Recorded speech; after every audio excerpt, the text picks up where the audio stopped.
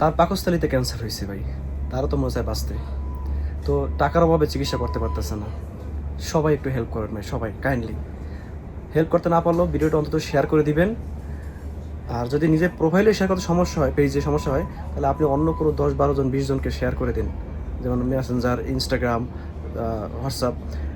এভাবে যদি ছড়াই যায় ভিডিওটা, ইনশাল্লাহ এমন লোকের কাছে পৌঁছতে পারে যিনি যেতে আগ্রহী।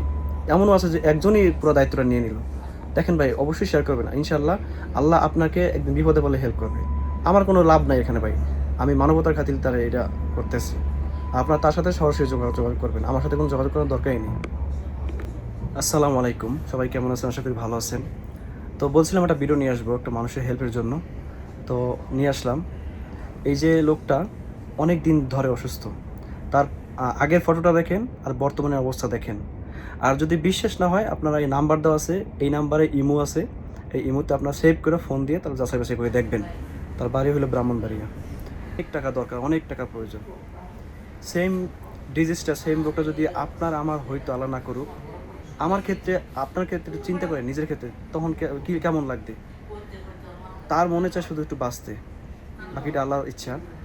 আর আমাদের মনে চাই কি, আবার বড় বিল্ডিং করব, জায়গা জমি সম্পদ করব। আর তার ইচ্ছা এইটাই যে বাঁচাটা। দেখেন কতটা ডিফারেন্স আমাদের, তারপরও শুক্রিয়া নেই। তো সুতরাং আমরা সবাই একটু চেষ্টা করবো তাকে হেল্প করার। ভিডিওটা বেশি বেশি শেয়ার করবেন। এই শেয়ারের জন্য ইনশাল্লাহ আপনার দ্বারা যে উপকারটা হবে, এই শেয়ারের জন্য যে উপকারটা হবে, ইনশাল্লাহ একদিন বিপদে আপনি পড়লো, আল্লাহ আপনাকে কোনো না কোনো মানুষের মাধ্যমে উপকার করাইবে।